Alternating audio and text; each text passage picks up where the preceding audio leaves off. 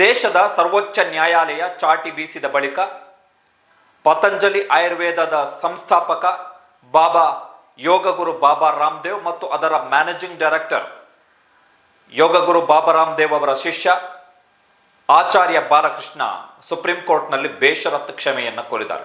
ಪತಂಜಲಿ ಆಯುರ್ವೇದ ಉತ್ಪನ್ನಗಳ ಸಂಬಂಧ ಜಾಹೀರಾತು ನೀಡದಂತೆ ಸುಪ್ರೀಂ ಕೋರ್ಟ್ ಪತಂಜಲಿ ಆಯುರ್ವೇದ ಕಂಪನಿಗೆ ಸೂಚಿಸಿತ್ತು. ಆದರೆ ಸುಪ್ರೀಂ ಕೋರ್ಟ್ ಆದೇಶವನ್ನು ಧಿಕ್ಕರಿಸಿ ಪತಂಜಲಿ ಆಯುರ್ವೇದ ಮಾಧ್ಯಮಗಳಲ್ಲಿ, ಪತ್ರಿಕೆ ಮತ್ತು ಟಿವಿಗಳಲ್ಲಿ ಜಾಹೀರಾತನ್ನು ಕೊಡ್ತಾ ಇತ್ತು.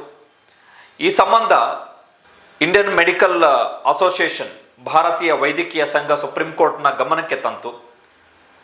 ಸುಪ್ರೀಂ ಕೋರ್ಟು ಪತಂಜಲಿ ಆಯುರ್ವೇದದ MD ಮತ್ತು ಅದರ ಸಹ ಸಂಸ್ಥಾಪಕರಾಗಿರುವಂತಹ ಬಾಬಾಗುರು ಯೋಗ ರಾಮದೇವ್ ವಿರುದ್ಧ ಯಾಕೆ ನ್ಯಾಯಾಂಗ ನಿಂದನೆ ಕ್ರಮಗಳನ್ನು ಕೈಗೊಳ್ಳಬಾರದು ಅಂತೇಳಿ ಒಂದು ನೋಟಿಸನ್ನು ಕೂಡ ಕೊಟ್ಟಿತ್ತು. ಆ ನೋಟಿಸಿಗೆ ಇಬ್ಬರು ಕೂಡ ಉತ್ತರವನ್ನು ಕೊಡಬೇಕಿತ್ತು. ಆದರೆ ಆ ನೋಟಿಸಿಗೂ ಉತ್ತರವನ್ನು ಕೊಡದ ಹಿನ್ನೆಲೆಯಲ್ಲಿ ಸುಪ್ರೀಂ ಕೋರ್ಟ್ ಮಾರ್ಚ್ 19ನೇ ತಾರೀಕು ಆದೇಶವನ್ನು ಕೊಡ್ತು. ಮುಂದಿನ ವಿಚಾರಣೆಯ ಸಂದರ್ಭದಲ್ಲಿ ನ್ಯಾಯಾಂಗ ನಿಂದನೆ ಪ್ರಕ್ರಿಯೆಗೆ ಸಂಬಂಧಪಟ್ಟ ಹಾಗೆ ಪತಂಜಲಿ ಆಯುರ್ವೇದದ ಸಹ ಸಂಸ್ಥಾಪಕ ಬಾಬಾ ರಾಮದೇವ್ ಮತ್ತು MD ಆಚಾರ್ಯ ಬಾಲಕೃಷ್ಣ ಇಬ್ಬರು ಕೂಡ ಕೋರ್ಟ್ನಲ್ಲಿ ಹಾಜರಾಗಬೇಕು ಅಂತೇಳಿ ಸೂಚನೆಯನ್ನು ಕೊಟ್ಟಿತ್ತು. ಈ ಸೂಚನೆಯ ಬಳಿಕ ಈಗ ಸುಪ್ರೀಂ ಕೋರ್ಟ್ನ ಆದೇಶ ಪಾಲನೆಯ ಪರಿಜ್ಞಾನ, ಬುದ್ಧಿ ಬಂದಿದೆ.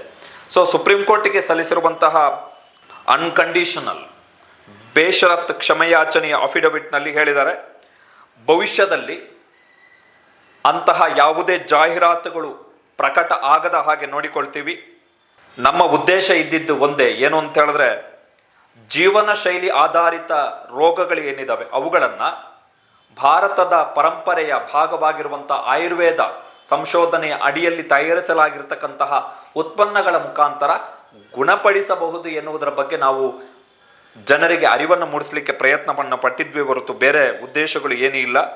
ಜಾಹೀರಾತಿನಲ್ಲಿ ನಮ್ಮ ಗಮನಕ್ಕೆ ಬಾರದೆಯೇ ಪತಂಜಲಿ ಆಯುರ್ವೇದದ ಮಾಧ್ಯಮ ವಿಭಾಗ ಜನರಲ್ ಸ್ಟೇಟ್ಮೆಂಟನ್ನು ಇನ್ಕ್ಲೂಡ್ ಮಾಡಿದೆ. ಆ ಮುಖಾಂತರ ಭಾರತೀಯ ವೈದ್ಯಕೀಯ ಸಂಘವನ್ನು ಪ್ರತಿನಿಧಿಸುವಂತಹ ಒಟ್ಟಾರೆ ವೈದ್ಯ ಸಮುದಾಯಕ್ಕೆ ನೋವನ್ನು ಉಂಟು ಮಾಡಿದೆ. ಭವಿಷ್ಯದಲ್ಲಿ ಇಂತಹ ಯಾವುದೇ ಜಾಹೀರಾತುಗಳು ಮತ್ತೆ ಪ್ರಕಟ ಆಗಲ್ಲ ಅಂತೇಳಿ ಯೋಗಗುರು ಬಾಬಾ ರಾಮದೇವ್ ಸ್ಥಾಪಿಸಿರುವಂತಹ ಪತಂಜಲಿ ಆಯುರ್ವೇದ ಮತ್ತು ಅದರ MD ಆಚಾರ್ಯ ಬಾಲಕೃಷ್ಣ ಅವರು ಅನ್ಕಂಡೀಷನಲ್ ಅಪಾಲಜಿಯನ್ನು ಸಲ್ಲಿಕೆ ಮಾಡಿದ್ದಾರೆ. ಇದು ಬೇಕಿರಲಿಲ್ಲ.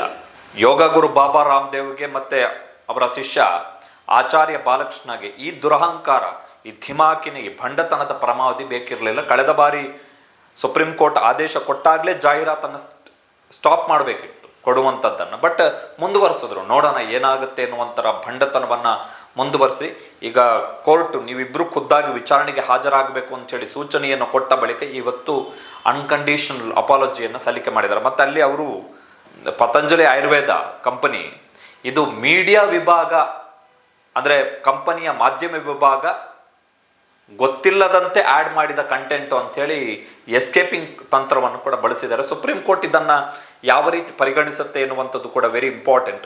ಕಾರಣ ಏನು ಅಂತ ಹೇಳಿದ್ರೆ ನ್ಯಾಯಾಂಗ ನಿಂದನೆ ನೋಟಿಸ್ಗೆ ಉತ್ತರ ಕೊಡಿ ಅಂತ ಹೇಳಿದ್ರು ಕೂಡ ಕೊಡಕ್ಕಾಗದಷ್ಟರ ಮಟ್ಟಿಗೆ ಬಂಡತನವನ್ನು ಇಬ್ಬರು ಕೂಡ ಗುರು ಮತ್ತು ಶಿಷ್ಯರು ಪ್ರದರ್ಶನ ಮಾಡಿದ್ರು.